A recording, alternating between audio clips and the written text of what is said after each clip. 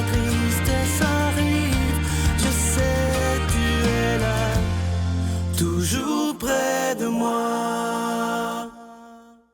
Bonjour, bienvenue à votre émission La Victoire de l'amour. J'espère que vous allez bien. Vous savez qu'on est déjà dans le carême depuis la semaine dernière. Et aujourd'hui, avant d'aller plus loin, j'aimerais partager avec vous une tristesse, une grande tristesse. Vous savez comme moi, je sais que beaucoup d'entre vous sont très tristes et même en colère. Vous avez raison, parce que je suis en colère aussi devant tout ce qui se passe dans l'Église depuis quelque temps. On n'arrête pas de voir des scandales partout. C'est inimaginable. Et je veux d'abord rendre hommage à ce si bon pape François qui en a par-dessus les oreilles. Il est en train de faire un ménage spectaculaire dans l'Église catholique et il était temps que ça arrive. Je pense que ce ménage va être encore très, très long. Ça lui prend beaucoup de courage. Il y a même des gens autour de lui très proches qui voudraient bien que ça arrête, mais lui a décidé d'aller jusqu'au bout. Demandons au Seigneur de le protéger dans sa santé parce qu'il n'est pas jeune, évidemment, mais prions très, très fort pour lui. Et aujourd'hui, j'aimerais partager avec vous un très, très beau texte d'Évangile qui est Jésus nous avait un peu avertis. Écoutez bien ce que Jésus disait il y a 2000 ans, et ça existe encore aujourd'hui, et ça existera encore des faux prophètes dans 2000 ans également. Il disait ceci: « Méfiez-vous des faux prophètes qui viennent à vous déguisés en brebis, alors qu'au-dedans d'eux, ce sont des loups voraces. C'est à leurs fruits que vous les reconnaîtrez. Va-t-on cueillir du raisin sur des épines ou des figues sur des chardons? C'est ainsi que tout arbre donne du bon fruit et que l'arbre qui pourrit donne des fruits mauvais. Un arbre bon ne peut pas donner de fruits mauvais, ni un arbre qui pourrit donne de beaux fruits. Tout arbre qui ne donne pas de beaux fruits doit être coupé et jeté au feu. Donc, c'est à leurs fruits que vous les reconnaîtrez. » Et maintenant, c'est un peu ce que le pape fait avec toutes ces mesures qu'il prend contre la pédophilie dans l'Église, contre tous ces scandales qu'on voit. Et moi, je vous demande de ne pas perdre la foi. Il y a des gens qui disent, mais comment Dieu peut accepter ça?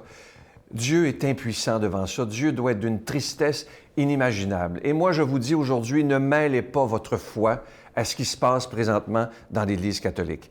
Et prions, comme je vous disais tantôt, pour le pape. C'est extrêmement important, c'est le chef de l'Église, il a un poids épouvantable présentement, mais j'en parlais dernièrement avec Brigitte et on est un peu content que ça arrive parce qu'il fallait que ce ménage-là se fasse. Il faut que les gens qui ont touché à des enfants, qui ont fait des victimes, sortent de cette Église pour qu'enfin on puisse vivre dans une Église que Jésus a voulu. Mais il y a des gens, j'ai entendu des gens, j'ai lu dans les journaux, des gens qui disent « l'Église catholique va tomber ». Non, mais ça, c'est n'importe quoi, là. Parce que Jésus nous a promis une chose, même les portes de l'enfer ne prévaudront pas contre elle. L'Église catholique, si vous lisez l'histoire de l'Église, et Normand Lester a fait, ce journaliste-là, un beau texte dans le Journal de Montréal, où il nous rappelle les scandales inimaginables qu'il y a eu en 2000 ans, ça se peut pas presque. C'est bien pire que ce qui... C'est pas pire, c'est inimaginable tout ce qu'il y a eu dans l'Église depuis 2000 ans. Mais elle est toujours debout. Et c'est ça, moi, qui m'impressionne. Et je vous laisserai avec une phrase que Normand Lester a écrite dans le Journal de Montréal. Écoutez bien ceci. Il termine son texte en disant « Le grand historien catholique britannique Arnold Toynbee a expliqué sa foi dans l'Église catholique en notant qu'aucune institution humaine si mal dirigée, écoutez bien ça, là, n'aurait pu tenir si longtemps si elle n'était pas d'inspiration divine. » Imaginez, avec tous les scandales qu'il y a eu, elle est toujours debout et Dieu fait du bien malgré tous les gens qui ne sont pas corrects dans l'Église, et je vous le dis, il y en aura d'autres. Et je terminerai avec cette phrase que l'abbé Robert Jolicoeur disait si souvent. « L'Église a fait trop de mal pour qu'on n'en dise que du bien. Mais attention, elle a fait trop de bien pour qu'on n'en dise que du mal. » Notre Père qui es aux cieux, que ton nom soit sanctifié, que ton règne vienne, que ta volonté soit faite sur la terre comme au ciel. Donne-nous aujourd'hui notre pain de ce jour. Pardonne-nous nos offenses comme nous pardonnons à ceux qui nous ont offensés. Ne nous laisse pas entrer en tentation, mais délivre-nous du mal, car c'est à toi qu'appartient le règne, la puissance et la gloire pour les siècles des siècles. Amen. La Victoire de l'amour vous invite à sa retraite spirituelle les 17, 18 et 19 mai 2019 sous le thème « Si vous saviez comme je vous aime, vous en pleureriez de joie ». En compagnie du Dr Gilles Lapointe, Sœur Angèle, Brigitte Bédard, Marie-Jeanne Fontaine, Miguel Padilla et Sylvain Charon. Nous aurons droit à un magnifique spectacle d'Étienne Drapeau le samedi soir. Et comme invité spécial, nous avons le privilège de recevoir Monseigneur Pierre-Olivier Tremblay à l'hôtel et suite Le Dauphin de Drummondville. Réservé au 514-523-4433. Sans frais, 1-888-811-92-91. Pour ceux qui suivent régulièrement l'émission, vous savez que normalement, lorsque vous faites un don de 25 $, on vous offre un cadeau en guise de remerciement.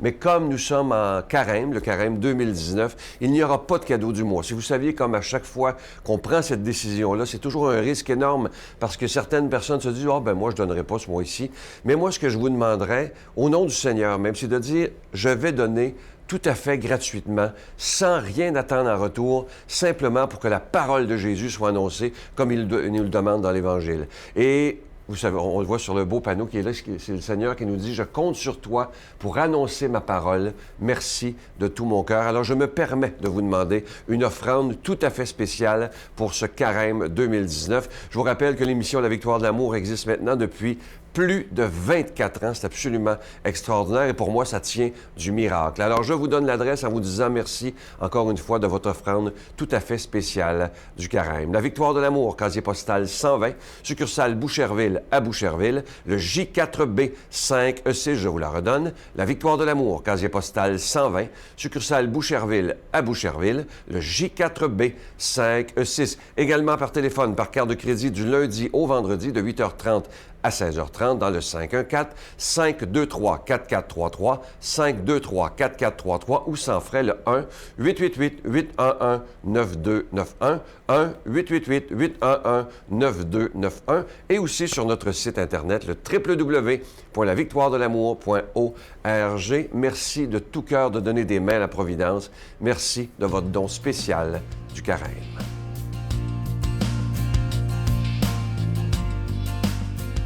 Mon Dieu, donnez-moi la sérénité d'accepter les choses que je ne peux changer, le courage de changer les choses que je peux et la sagesse d'en connaître la différence.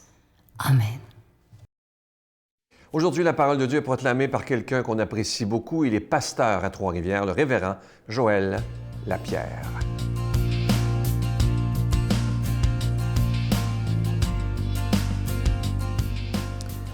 Bon matin. Que le Seigneur vous bénisse en cette toute nouvelle journée que Dieu nous accorde le 11 mars. Qu'il vous accorde sa grâce, qu'il vous accorde de sentir et de jouir de son amour bienveillante. Et que ce texte des Écritures puisse aussi nous faire le bien que Dieu veut bien nous accorder aujourd'hui. On est dans l'Évangile de Matthieu, le chapitre 25, et je vous lis ces quelques versets à la fin du chapitre 25, à partir du verset 31. On est dans une section où Jésus parle de la fin des temps. Après avoir averti ses disciples d'être prêts au retour du Seigneur, bien, il décrit ce retour du Seigneur. Jésus parle à ses disciples de sa venue. Quand le Fils de l'homme viendra dans sa gloire et tous les anges avec lui, alors il siégera sur son trône de gloire. Toutes les nations seront rassemblées devant lui. Il séparera les hommes les uns des autres, comme le berger sépare les brebis des chèvres. Il placera les brebis à sa droite et les chèvres à sa gauche. Alors le roi dira à ceux qui seront à sa droite, « Venez, les bénis de mon Père, recevez en héritage le royaume préparé pour vous depuis la création du monde. Car j'avais faim et vous m'avez donné à manger, j'avais soif et vous m'avez donné à boire.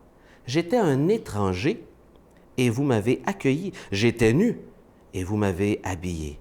J'étais malade, et vous m'avez visité. J'étais en prison, et vous êtes venus jusqu'à moi. » Alors les justes lui diront, « Mais Seigneur, quand est-ce que nous t'avons vu ainsi?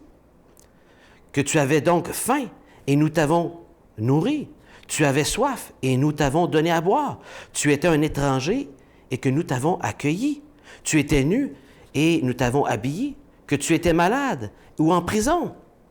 Quand sommes-nous venus jusqu'à toi? » Et le roi leur répondra, « Amen, Je vous le dis, chaque fois que vous avez fait à l'un de ces petits qui sont mes frères, c'est à moi que vous l'avez fait. » Quelle réponse particulière du roi des rois qui affirme l'importance de l'action que nous faisons envers les autres, qui est une action dirigée vers Dieu ou, au contraire, qui n'est pas faite vers lui.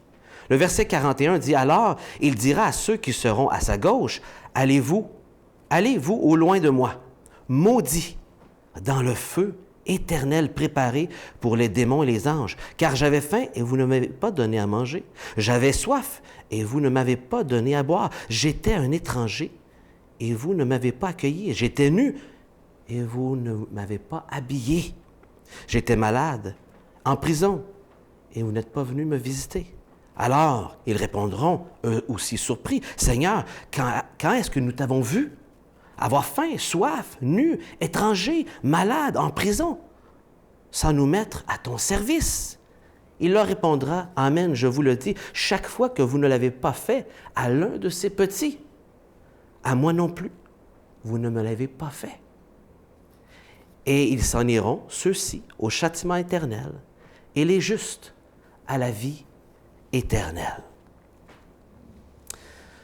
Et je peux imaginer, vous qui écoutez, les sentiments mitigés que vous pouvez avoir alors que je lis ce texte des Écritures. Et que vous vous dites, mais un jugement si sévère.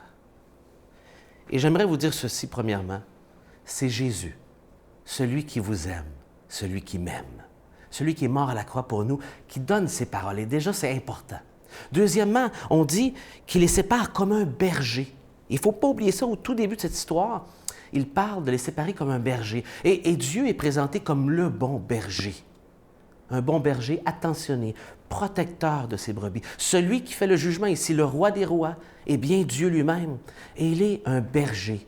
Et il fait cette séparation avec amour et justice.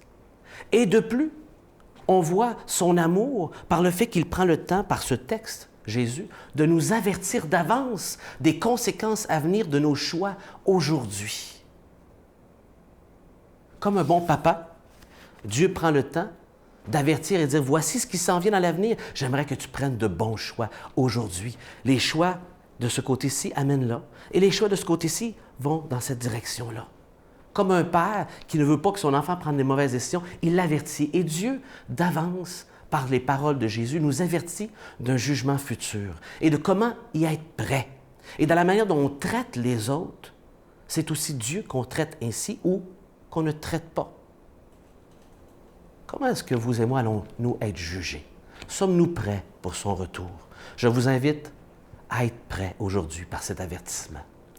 Que le Seigneur vous bénisse, qu'il vous accorde sa grâce et sa présence dans le nom du Seigneur Jésus. Amen. Je vous salue Marie, pleine de grâce. Le Seigneur est avec vous. Vous êtes bénie entre toutes les femmes, et Jésus, le fruit de vos entrailles, est béni. Sainte Marie, Mère de Dieu, priez pour nous pauvres pécheurs, maintenant et à l'heure de notre mort. Amen. En terminant, je veux vous rappeler l'importance de prier pour les victimes. Comme je vous disais tantôt, ça c'est extrêmement important. Prions pour le pape François, prions pour tous les dirigeants de l'Église aussi, afin que tous ces scandales n'arrivent plus jamais. Et je vous répète cette phrase que l'abbé Robert Jolicoeur disait souvent, parce qu'il ne faut pas... Dans tout ce qui arrive maintenant, ce qui est triste, c'est qu'on oublie tout le bien que l'Église a fait en 2000 ans, et elle en a fait. Mais je vous répète la phrase de l'abbé Robert Jolicoeur, l'Église a fait trop de mal pour qu'on n'en dise que du bien, mais attention, elle a fait trop de bien pour qu'on n'en dise que du mal. Juste la présence avec des gens en soins palliatifs, moi j'appelle ça, c'est un langage du cœur à cœur. Il n'y a plus de mots. Et la personne qui est en phase terminale, je me dis, elle tombe tranquillement dans un autre univers, et le chien a une capacité de rentrer et d'adoucir ce moment-là.